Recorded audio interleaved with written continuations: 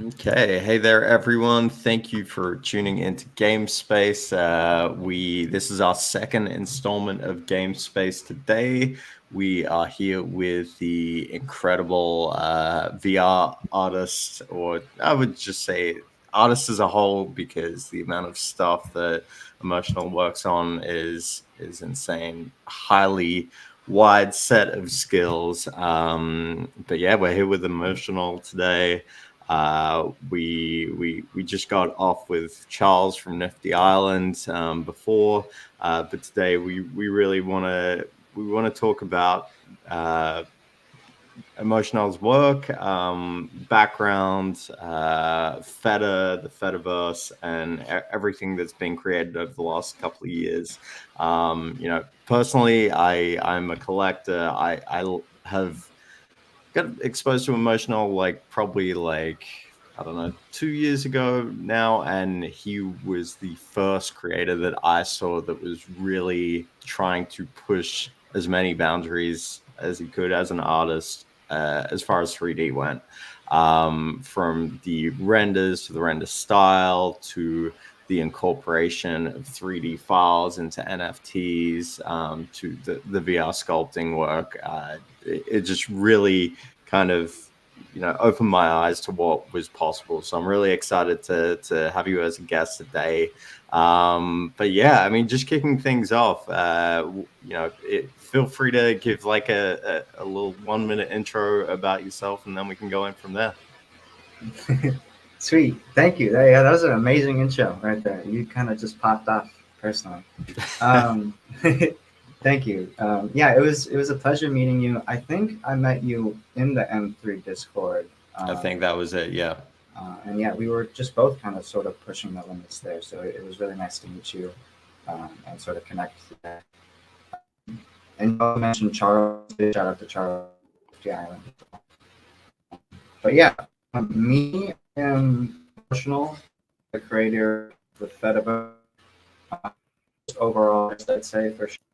Uh, I've been doing art and music since about, I'd say 2017 or so. I was like pretty young when I started music. Um, and then from there, I sort of moved on to painting and did painting for a while. Um, and then from there, I did move on to like 3D and the Fediverse and stuff. So I kind of hopped around a lot of mediums, but I think I've kind of found my home within the 3D art and stuff like that. But I'm a 26-year-old artist. I live in Brooklyn. I'm a chill fella. That's like the gist of it. I love it. And you mentioned music. What type of music stuff were you doing? And because I've seen music come into a lot of your renders or a lot of your NFTs, and just like you can see that you have a solid fundamental background in production, and I really love the way that you've kind of incorporated it into your more recent work. But what were you working on as like a pure musician primarily? um, it's a bit silly nowadays, but I was doing like emo rap and stuff like that. Okay. Like cringe vocals. I was definitely a different fella back then. But I guess that's where the name Emotionull came from. Was my music days, and I just kind of stuck with it. Um, so yeah, I mean, it's part of the process and part of the story. So I can't hate Okay. it too much. Of course not. Of course not. And I mean, you had the painting background as well. When were you first exposed to 3D and the possibilities of what could be done in 3D? I want to say like either late 2020 or 2021. Um, Obviously, that's about the time I got into NFTs as well. So I started discovering a lot more sort of digital artists compared to the crowd that I was around, which was a lot more physical and things like that. One of those artists obviously was Joy World. He's kind of like an early NFT 3D artist within the space. He actually sort of was the one that I reached out to when I was sort of like stopping the daily paintings that I was doing and sort of looking for something a bit more or dive into, I guess, in the sense of the scale and everything like that. And he just randomly suggested to give a VR headset a shot. Since I told him that the 3D is really cool to me, but doing 3D on like a 2D screen seemed literally impossible in my head back then. So, Right. um, yeah, him was definitely like the early introduction, I guess. Was he doing any VR sculpting himself, or like I'm familiar with his work, but not his technique? Was he doing that? Yeah, so he was like doing a lot of the VR sculpting and stuff like that. I'd definitely say he'd be somewhat of like a pioneer for the VR sculpting genre, I guess you could say. Hmm. He definitely pushed a lot of boundaries for it as well, and worked with like Adobe and everything like that. So I think it's pretty cool. Okay, for sure. And I mean, what was that first experience like when you put on the headset and you were getting familiar with what could be done? Like, how did it just immediately click? Was it painful to get up and running? Because I know it's been an absolute pain for me sometimes, where I'm like, oh yeah, I should tackle this, and it's like, oh, I've got a lot to learn because it's very like it's a very tactile technique. So many different options at your disposal, and it's so much of a different interface than, I don't know, modeling something in Blender, or doing your standard modeling process. Was it something that was caught your attention right away and you're like, I'm going to do this, or was it something that you kind of had to get used to over time? Um, I'd say it was like a good mix of it. Obviously, from being on paper and like canvases, just 2D flat, I didn't really pick up the idea of like being able to move around and see the other side of everything else that you're doing. So it definitely threw me off a lot. And I think that's why I even dived into a more painterly sort of program when I first started VR.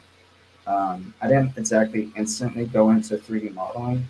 I used a program, I think it was called Multibrush or Mm. OpenBrush, one of the two. Um, it's basically like it's still 3D. You can still move around, but a lot of the brushes and like clay features are very painterly like and animated and stuff. So it felt like a good in between to sort of slowly get into it. Um, and then from there, I slowly wanted to further, obviously, like diving into actual 3D programs to render things instead of just sculpting them. And so yeah, from there it's just like a kind of a bug I explained, like 3D and VR together. You really just continue to find more things to do and explore. So it's a really good medium for people that are like ADHD or whatever, I guess. So, I mean, what are you currently sculpting in? What software do you use to do your current work? I've recently switched to a lot more of actual 2D sculpting, surprisingly. So after like I guess 2 to 3 years now that I've been working on the Phettaverse, everything has been VR. But I recently discovered a program called Nomad Sculpt, Okay. which is on the iPad.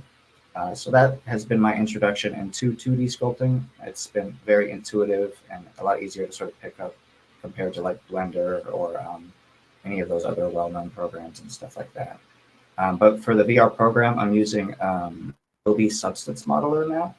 Okay. Um, Yeah. I, I used to use Adobe, which I still think is really cool and more epic than Modeler because you have like a camera system.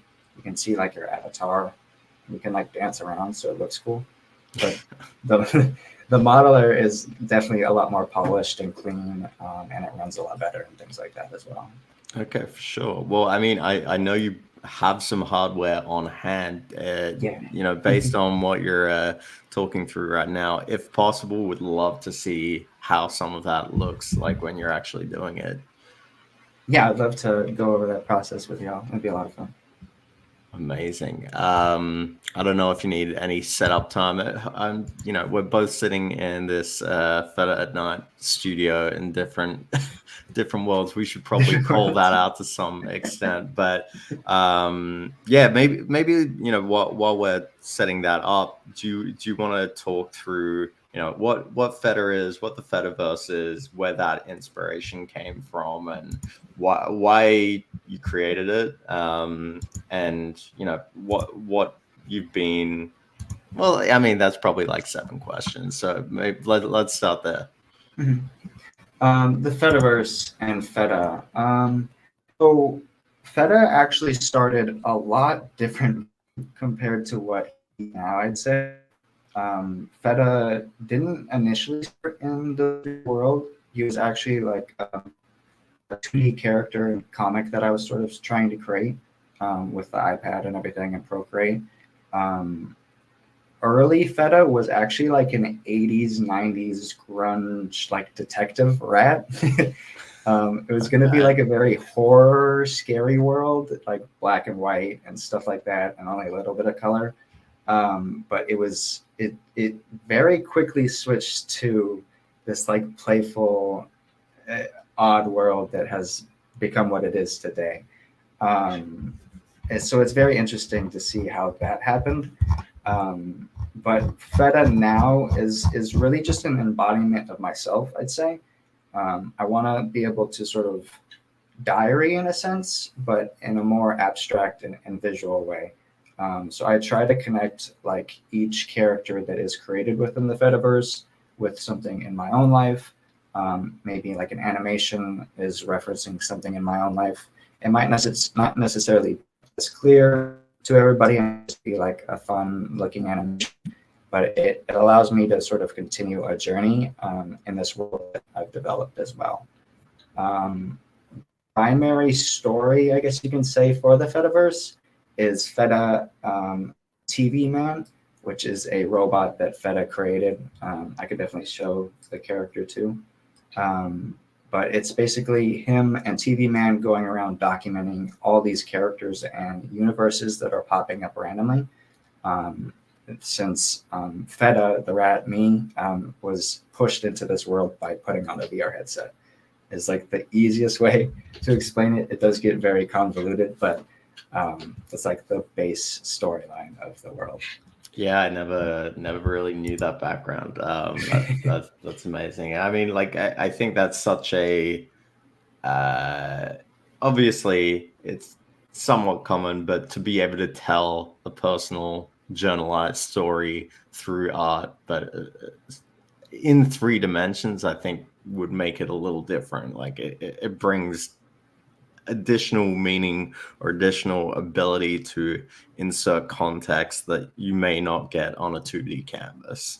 And you know, some of the renders, I'm forgetting the name of the specific one, but it's kind of Feta traveling down through these holes in this different, almost like virtual playground looking environment. Like it you get to add these concepts of movement and things that you wouldn't otherwise. And I think it really kind of compounds the ability of the viewer to connect with the work in a way that I hadn't seen properly before. Okay, thank you.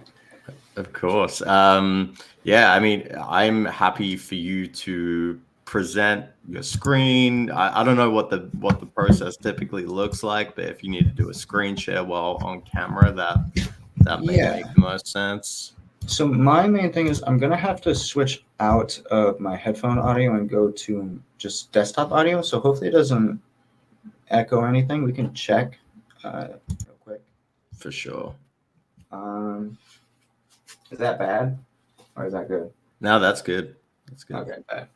So yeah, let me put this headset on real quick and I can get everything set up. I can share my screen. Sweet.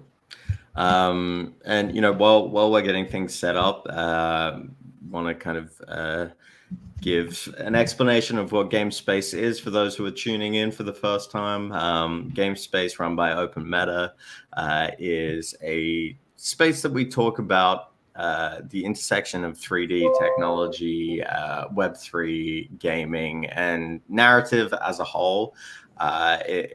We've had a lot of different creators on, or people building out different platforms. I realize now that I'm looking at the wrong camera in the studio.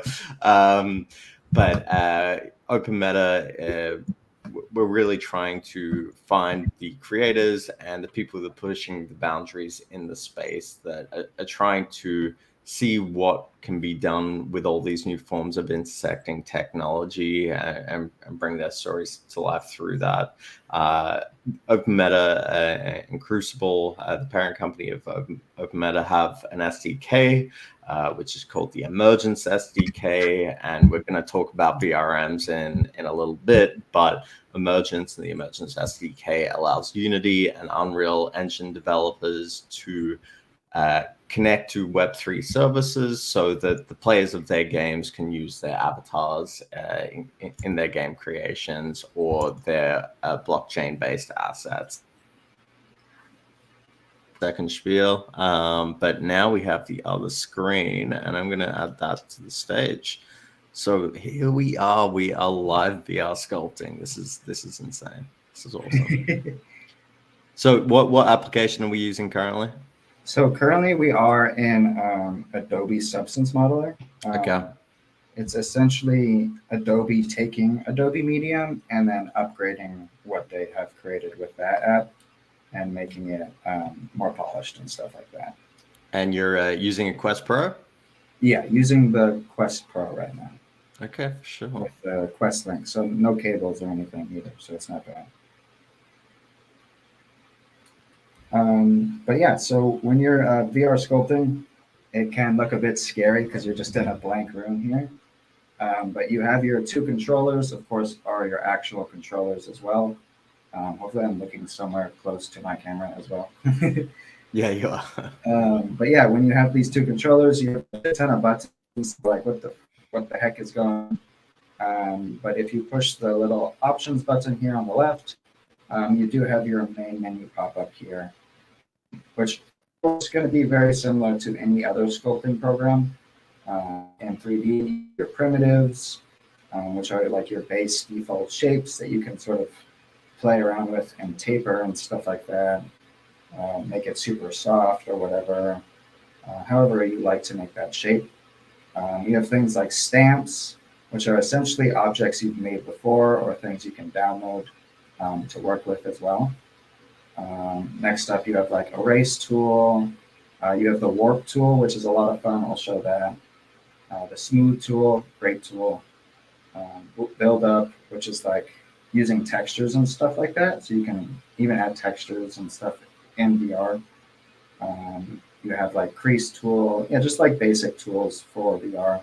And then of course, for sculpting. And then you also have like painting as well, which is vertex painting.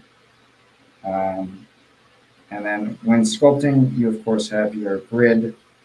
And then what I typically do with VR sculpting to make things a lot easier for yourself is I'm typically always working in the mirror tool. So it's doing both sides.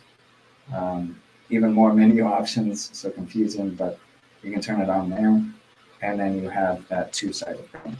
And it allows you to essentially make a character on one side and then have that full character created, essentially, as you can see.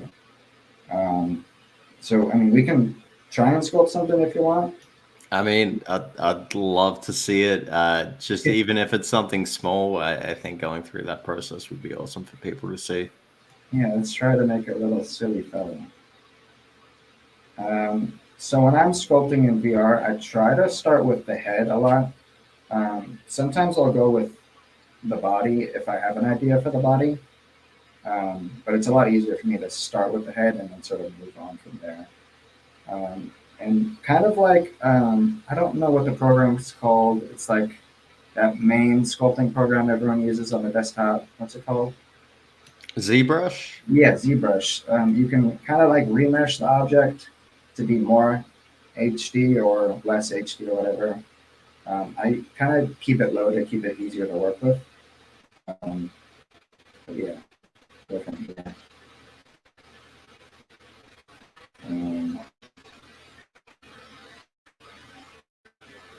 Let's see.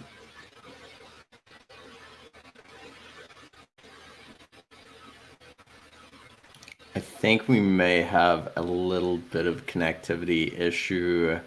So it may, I don't know how hard it is for you, but maybe worthwhile pausing your screen share if that's possible. If not, don't worry, we can handle some glitchiness. Is it super glitchy?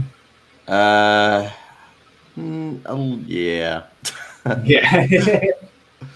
Yeah, it um, might be my internet. My internet's a little bad sometimes.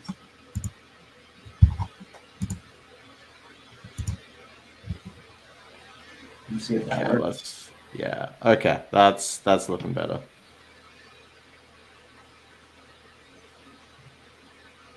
Okay, so here you're using that mirror sculpting to make it easier and to get the symmetry. Yeah, and the symmetry helps a lot when you're once you actually get into like the rigging of the character and stuff and Blender and everything.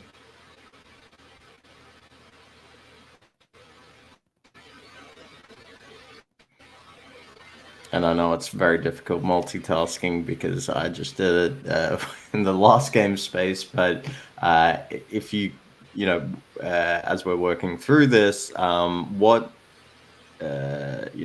got a one color base model here, a base mesh here. How do you go about, the Fediverse and Feta and all the other characters are so vibrant. How do you go about bringing these items to life? Or will we go through that in a second in terms of color? In terms of color, I typically skip it a lot within the actual sculpting program.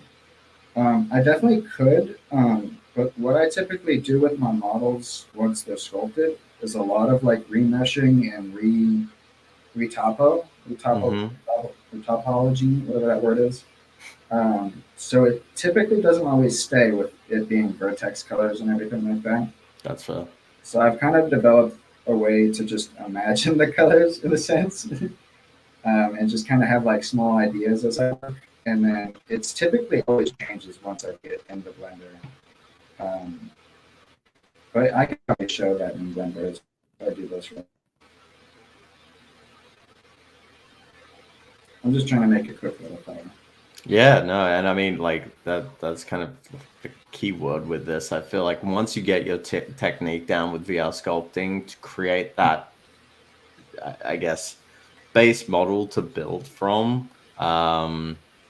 seems like it would be easier once you have the hang of it to do than with a keyboard and mouse. Is that correct, or is it still based off your experience with the 2D modeling? Is it the same amount of work?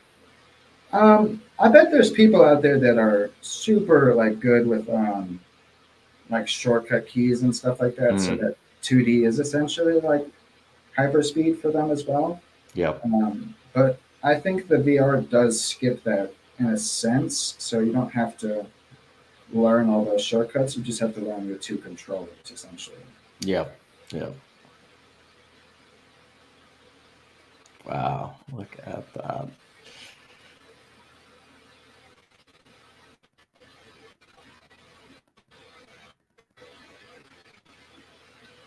And then the warp tool is super cool in VR because you can get really kind of crazy with it.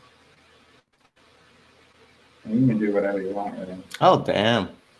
So if you really wanted to be like silly with it, you could. Do you incorporate that a fair bit in what you've been doing recently? Not much. I should be playing with that a bit more. That was just like kind of freestyle. But yeah, it's like they recently upgraded this little morph tool, the elastic tool, so that it has a bit more sensibility with it. So here's Mm. like the default one. And then the one that I'm using without using this single thing is essentially creating new mesh to it as you pull. Oh, okay. So it's a bit more creative, I guess you could say, to play with it. Sure.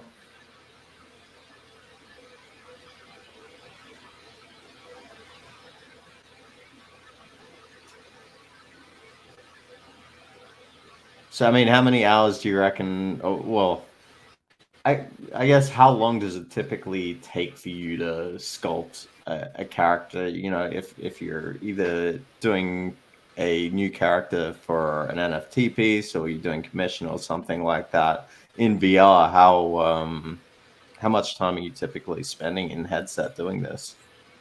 Um, to some people's surprise, I don't spend that much time in the actual VR. It's gotten pretty quick for me, I guess you could say, after like 3 years or so. Obviously, depending on the character or model, maybe I'll want to go back in or something like that. But sometimes it's pretty quick. It's like I'd say 30 minutes, maybe an hour tops. Hours like pushing it. I'm not kind of doing other things probably while doing that. It's amazing. And is it like when you're in VR, do you feel like you've gone to like a separate studio? Do you feel like you've entered a different space in terms of creativity when you put the headset on? Yeah, sometimes I can forget I'm in this little studio or whatever, and kind of lose it. It's definitely not the greatest thing, um, but I also really enjoy it because yeah, it helps a lot with it. Like otherwise, I'm like my like creative process is sitting at my desk, just scrolling and being like, what should I do? So it's nice when I have like an idea. I can kind of just go straight into it. Yeah, for sure. Um, and I mean, once you take it from the VR, well, once you finish with the sculpting process, then you're typically bringing it into somewhere like Blender, or what's kind of the primary next step for you on that front? Yeah, Blender is always going to be my go-to for um, creating like the characters, like the final product, I guess you can say. Um, I started in Unity when I first started 3D, uh, Okay. but then I learned Blender because the other programs kind of scared me, like Maya and everything else. Yeah. So Oh, I think Blender just overall looked the most easiest to pick up, I guess you could say. definitely. I feel like a lot of people have the Unity Blender or Unreal Blender combination when they're starting out and then kind of refine from there. What were you doing in Unity out of curiosity? In Unity, I was just taking my multi-brush animations, or not my animations, like my sculpts, Okay. um, just really doing camera work because I didn't really know how to do like animations or anything like that. Mm. So it was just a lot of silly like me like flying around scenes that I created. But then So I so started. now, oh, Oh, I'm sorry, go sorry. ahead. Yeah, I started learning about like Mixamo and stuff like that. So that helped a lot in the beginning. Got it. So now you've gone from headset directly through to Adobe again. Is the headset just a, um, I guess I don't know what you call an integration into Substance Modeler, So or is it it's a separate app? I think that's what the main upgrade they did is allowed you to work in it without VR as well. So you could take the headset off like I just did. Um, for me to get back into VR, it's just me putting the headset back on and it will Oh automatically pick wow. it up. Okay, But you have sweet. all the same tools to work from here. So like if you wanted to start adding like small details, for example, you could do like um,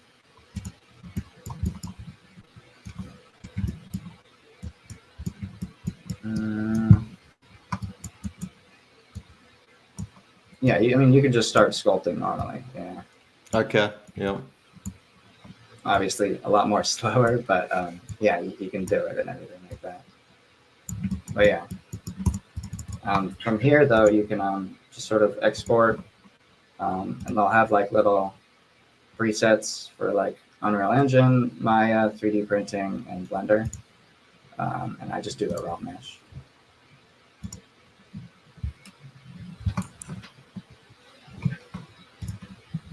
And then just straight into Blender from there. Damn. Okay, great. Look at that. We got that so quick. So, I mean, this is probably a good time to start talking about, outside of, well, firstly, the rendering. Are you doing all rendering within Blender? And is there any, anything unique to your process or any, I guess, skills that you've built over time to help with that process, or anything that you're including in there that you kind of want to point out? Yeah, I think the main difference with my animation process is like I mentioned, I'm like ADHD or something, so it's very hard for me to focus on keyframing. Yeah. Um, Yeah. so I found a lot of ways to animate utilizing like the VR headsets, AI, I guess you could say, as well as like just the old school mocap suit. Um, Luckily, I was able to get a mocap suit through my art journey, and Amazing. that helped a lot to sort of just dive even deeper into animations without getting discouraged from like learning keyframing and doing each little bone and everything like that. It's something that I've been diving into recently more, like keyframing, but it's still something that um, kills my motivation for sure. So yeah, I mean, in the beginning, I used the VR headset and like these sort of VTubing apps that were basically just top body, like arms and head. You can control a character, and then it will export a BVH file, which is Hmm. like used for like other programs and stuff like that. And I would just import that into Blender and use it. From there, I learned like AI, so you can just describe an animation and it will make you a really jank animation that you can kind of clean up. There's also like video capture, so you record a video of yourself, upload it to some AI mocap suit website, and it will generate you an animation from that as well.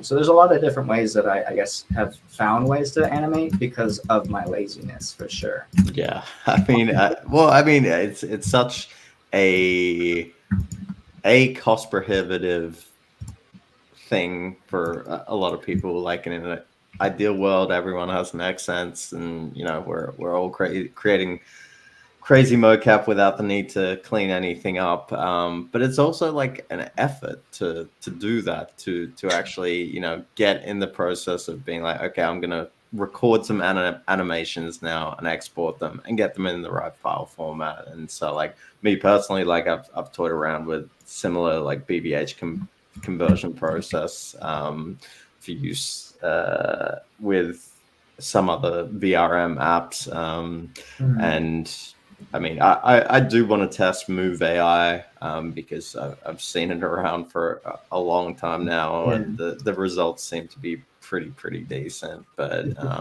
yeah. So you're in Blender now. You cleaning up. Are you typically? I guess, what's the first step in Blender for you? Are you trying to do the um, do you do the materials first? Do you do the rigging first? Do you focus on animations? Like, how does that typically go? Yeah, so my process, once I get the actual model into Blender, like we just created here, is just cleaning up the meshes. One thing with VR sculpting is your meshes sometimes can be a little messy. As you can see, the topology for this is obviously going to be a little crazy. And as you can see here, it's just a shit ton of triangles. So if I check, it's like 125 just for the body.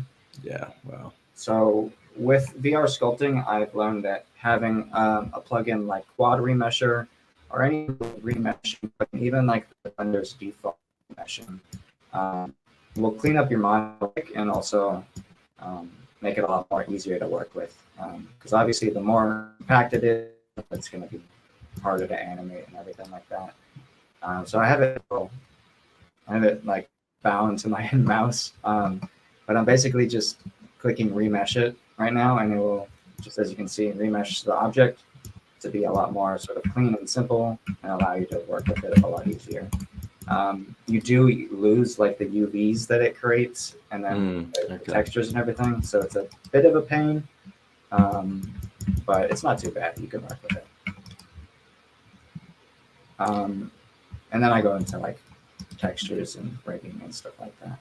Okay, sure. Well, I mean, like this is incredible to see this whole process basically from start to finish. I'm wondering, like, given the amount of stuff that you have online, do you want to show off any of either your worlds or your characters or assets or NFTs? We'd love to kind of just have a little tour through your collection and your work for people to see. Yeah, we can do a little pause with that. So I keep creating characters, so I'm falling behind of keeping track of them. So I'll show some that aren't on my website yet, but you can always obviously go to my website, emotionull.art. It's going to be like basically a big wiki of everything that is the Phettaverse. So you have like all the characters, all the NFTs. You have a whole guide, VRM, FAQ, and everything like that. And then also some platforms that I've built on and things like that. I like showing the characters page because it does kind of capture how many characters we have in the Phettaverse. And then I'll show some in Blender as well. So a bit of backstory, I guess I can say as well, is there is a device called the Phettagachi. It does look like a Tamagotchi, and it might be named after it, but it's not for legal purposes. It is a device that just stores character data, just for everyone to be aware. And so from here, we obviously have our primary characters, and then it starts diving into more sort of fleshed out characters and stuff like that. But yeah, it's a lot of characters I've created here over the past like 3 years, I guess you can say. Starting with like Phetta, obviously, which is the primary character. You have Business Frog, which is essentially like Phetta manager, corporate guide in the world, I guess you can say. You have TV Man, which is again the documenter that helps Phetta sort of discover the world.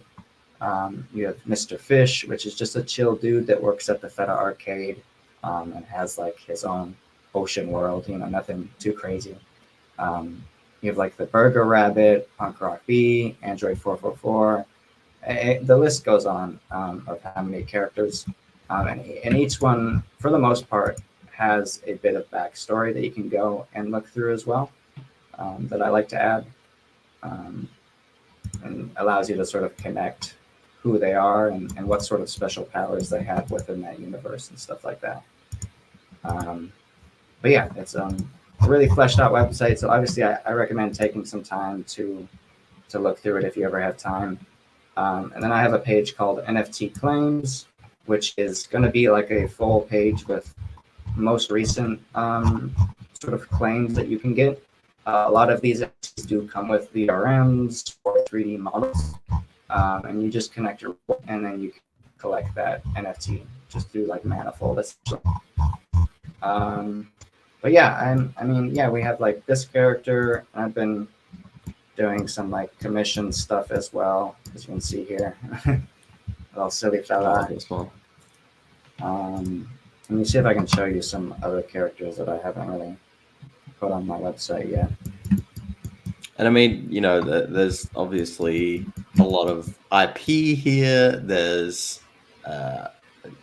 you've obviously got both 3D and the animation and the art background. Like, how do you, how are you thinking about things moving forward? Are you still trying to flesh out the different places, the different characters and the lore and environments and things like that, or are you trying to extend it in different ways? I guess how are you taking it from here?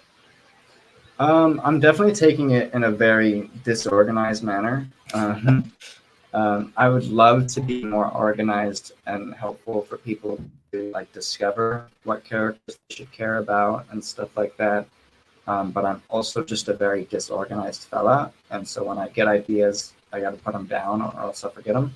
Yep. But yeah, I think my goal this year is to continue like a platformer game that I'm working on for Feta, but also definitely I think flesh out a more established story that you can follow within the universe. Because right now you are kind of just given the keys and told like find what you need and ask questions. So yeah, it's definitely not the most organized world right now for sure, I'd say. But I mean, I think it's like a blessing and a curse of this space. There's constantly new technologies coming out, constantly new ways of doing things. There's different ideas that people are having. I mean, even just the VRM and the intersection of uh, those assets in the Web3 world is it's becoming such a people are getting it a lot more easy now with the amount of apps that support VRM. There's just a lot of different ways that you can go, and the number of different ways or paths that you can follow just keeps expanding. So you've kind of got to play the game of making sure you're staying relevant to the topics at hand while discovering like these crazy new tools while still trying to stick to what you're trying to achieve at a baseline. It can be very difficult, I'm sure. Yeah. This space is definitely a journey to sort of explore. And being here like 2 to 3 years, I've kind of seen like a lot of different sides of it as well. So it's yeah, it's definitely something you've got to make sure you're keeping up with while also keeping up with your own things. And I think that's one thing that's definitely pushed me back in the sense of organizing is being a little too obsessed with making sure I don't like lose, I guess, my platform or community within the space. Which I think not artists shouldn't necessarily be thinking because you'll leave them all disorganized and a mess. But it is the day and age that we are in now. So it's interesting to see how artists sort of work through that and stuff like that as well. Yeah.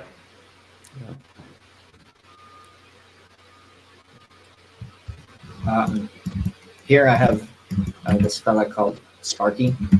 It's a robot cat. Um, just a random fella that I made recently.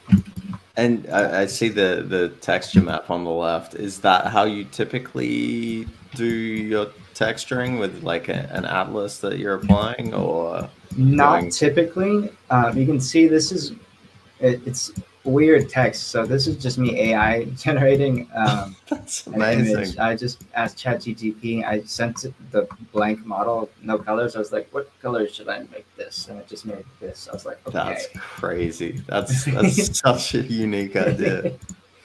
So yeah, I do that a lot sometimes. It's pretty fun to see what it has to say about what I'm creating, and I can kind of just choose and pick from what I like and stuff like that.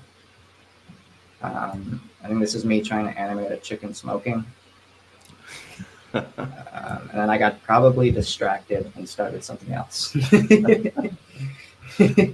So I mean, I've seen your work recently with like Nifty Island. I know that you've been like a very active member in different communities. I know you were just mentioning, you try to maintain your audience. And I think that's like the beauty of the Web3 space, is being able to tap into different communities to grow your audience. What's kind of your, when something like Nifty Island comes up and you're like, okay, this is a really good opportunity for me to both build and show off my work and, create for that community. How do you think about like your personal time invested in doing things like that and the payoff for you as an artist? um, it's kind of developed. I think when I first entered the space of like the metaverse world for like the Web3 space, it's obviously going to be very cowboy-esque, like Wild West. Nobody really knows what's going on. Um, and I think that's the best way I'd capture it for sure. Um, I entered it in a very like wide eyes open heart, like everyone's doing the best they can. Obviously, that's not going to happen in the Web3 space or any in general. It's a very capitalistic world. So I mean, people are going to do what they have to. So yeah, I find that it can kind of suck sometimes the amount of time that you've invested within a platform, and then the obvious thing that happens is they can obviously disappear, which makes it very sad for what work you've put into. But I think it also teaches you a lot, I guess, with each platform and each time that it sort of continues. You really do learn and understand where you have your limits of time until you kind of trust that platform. Is the best way I'd explain it. So I mean, I've been obviously was a big fan of like Webaverse in the beginning. I played on Cyber, Monaverse, Hyperfy. I've been a big fan of like any platform that comes out from the Web3 space, as I've explored like VR chat and stuff like that before. It's a really cool idea that I think would work really well. It's just about who's gonna sort of tackle it the best. Yeah, and who's So going to yeah, stick around? yeah, you stick around too. So it's been very cool. Kind of also a journey as well to see these platforms go and come. But yeah, I've loved like every minute of them, to be honest. And I've met like great people like you, Jin, a ton of other people within the space that I still talk to without those platforms as well. Right. And then you have new platforms like Nifty Island, for example, coming out, which I think is great. It's been amazing. I kind of sadly didn't look too deep into it before they fully released into beta, which made me kind of behind. But it's still great regardless. And the creator tools have been great. But I'm definitely taking it a bit slower nowadays in terms of how much time I put into a platform, because it is a bit on and off with what happens. But Nifty is giving me good hope for sure. I think it's coming down to more the community as a whole too. We're not sure exactly how these people want to play games, and if they actually want to play or if it's just like gambling and stuff like that. So yeah, it can go on for a while, but yeah, it's been a journey, and I've definitely been in the forefront, I guess you can say, of those platforms. I mean, yeah, like you are kind of typically one of, if not the first creator in each of these platforms that have popped up. Like, you know, remember the Webaverse creator channels, like you're immediately in there, Hyperfire, like just ensuring that not only you have a presence, but like you're showing off what can be done in the platform. Like you typically approach things from like an outside of the box way in terms of leveraging the technology in different ways. So it's always good to kind of see you in them, even though I'm sure it's a hell of a lot of time with sometimes not much payoff. But you definitely innovate and make sure that you help onboard people in a variety of ways. And you mentioned before that you're working on your own game. Can you give any insight into that? So it's been in progress, I think, a couple times now. I'm gonna keep mentioning it. I get really distracted a lot. So I'll start something and then get discouraged or want to start something else, and it kind of just goes from there. I'm working on a platformer. It's gonna be very sort of basic, I guess, in a sense, because it is me still learning Unity and stuff like that. I have made like a cart game. Yeah, I was actually going to ask about that. That was for the Phettaverse. That so was like just my for first people that don't experience. have context, this itself is actually an NFT. It's, I guess, a Unity WebGL game that you hosted as like the animation URL. Is it something like that? Yeah, it's hosted via IPFS, and it's essentially just hosting the game so that you can play it right in the OpenSea little frame there. See if I can pull it up. Yeah. And so yeah, you can just play the game right there. And that was me sort of trying to see what you can do with like interactive NFTs and stuff like that back in the day. Um, so that was a really cool sort of push for me in the terms of like, wow, I could do some cool things, and it kind of encouraged me to keep going with that as well. Yeah. But the platformer, it hasn't gotten too far. I'll be fully honest. I'm still working maps. Um, I think maps are one thing I struggle with. I can make a very cool like map to walk around in and explore, but when it comes to having like a focused idea within that and goal, I'm trying to get better at that still. Yeah. But it's going to be very, very Mario-esque for sure. Just the easiest way to explain it. Okay. I'm hoping I can release it via like mobile and then on the web and stuff like that. I think it'd be really cool.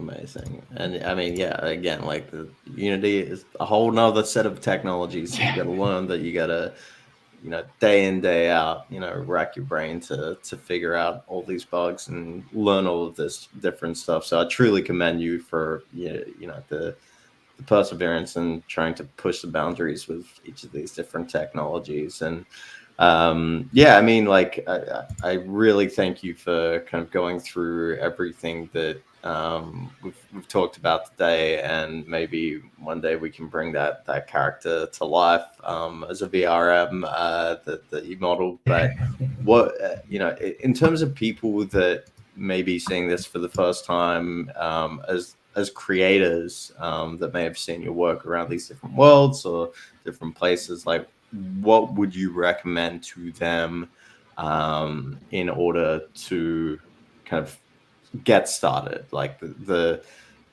quickest way to kind of get some exposure to these tools, or to creating and publishing in these different worlds?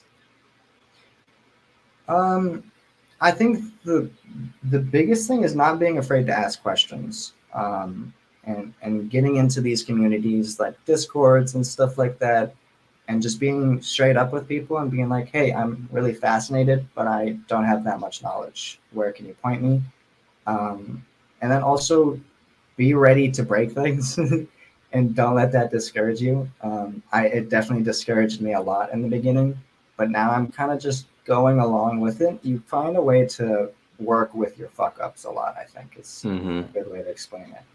And the more you sort of accept those and be okay with that, the more you'll have a better time, I think, learning and exploring it. I don't really have any like well-known like pieces of information that I can give, like guides or anything like that. But like one community obviously is M3. That's where I learned a lot. Just going in there and just fucking around and being like, hey, I'm here. I make 3D art and I don't know what's going on. Can you all show me some cool things? And a lot of people think that the Web3 space is scary and gambling. It can be for sure, but there is a lot of cool people in it as well. So always keep that in mind when you're sort of exploring. Yeah, and I mean, I believe, are you part of or associated with Burrito DAO? And I guess is that like, is finding a Web3 space that's focused on the type of art or the people that are creating, has that been important for you? Yeah, I should have mentioned Burrito DAO. So I actually founded Burrito DAO with Crypto Joe. He might be in the chat. If he is, shout out Joe as well. But I think, yeah, finding your core group within Web3 is going to be so important. Otherwise, you're just going to kind of be lost aimlessly.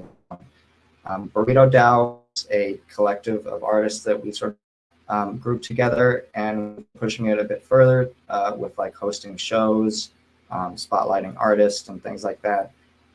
Just pushing the Web3 space more with what we can do has been our huge goal. But yeah, Burrito DAO has been great. I've been like sort of like the metaverse lead for Burrito DAO, I guess you could say. I help with like virtual spaces and virtual galleries for them and stuff like that as well. But yeah, finding your core group is a big thing for sure.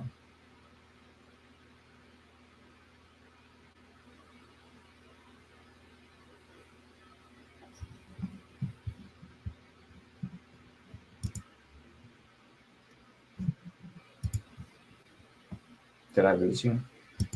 Did I lose Meta Mike? Oh god. Oh god, I'm scared. Oh god, I'm so alone. What do I do?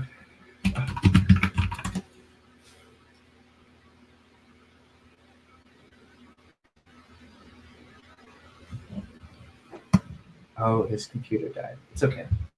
We're just gonna chill here. It's just gonna be me chilling. I'm just vibing. JK, he said it's okay. Deuces. Yo, check out Emotionull.art. Let's go. Yeah.